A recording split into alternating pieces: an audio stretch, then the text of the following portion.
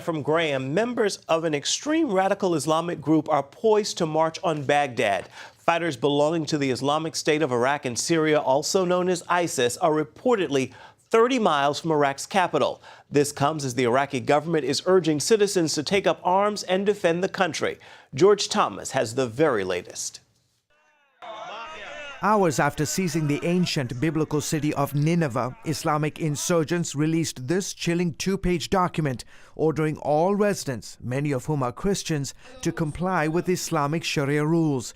Among them, women should dress decently and wear wide clothes, no drugs or alcohol, and anyone found stealing will have their hands chopped off. The Christians of Iraq are the Assyrians of Iraq, are the Chaldeans of Iraq, and we are being ethnically cleansed in the northern part of Iraq. And militants are capturing towns with little resistance. ISIS fighters posted a video on YouTube showing thousands of Iraqi soldiers and police in Tikrit with their hands behind their heads. The Iraqi government says they are ready to fight back. We must surround the al-Qaeda-affiliated ISIS and wipe them out of the place they occupied. Overnight, insurgents, some of whom feel alienated by Iraq's Shiite-led government, gained more territory, capturing two northeastern towns in their push towards Baghdad.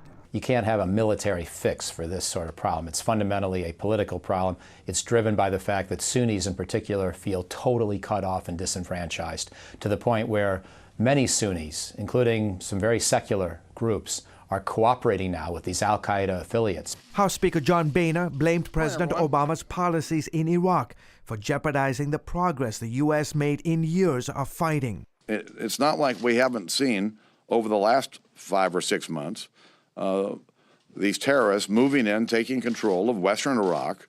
Now they've taken control of Mosul. They're 100 miles from Baghdad. And what's the president doing? Taking a nap.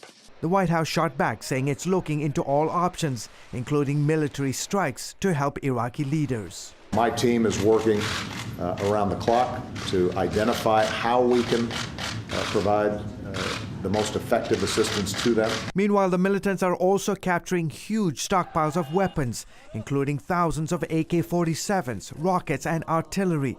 As Sunni jihadists set their sights on Baghdad, Iraq's neighbor Iran is reportedly sending Shia forces to quell the uprising.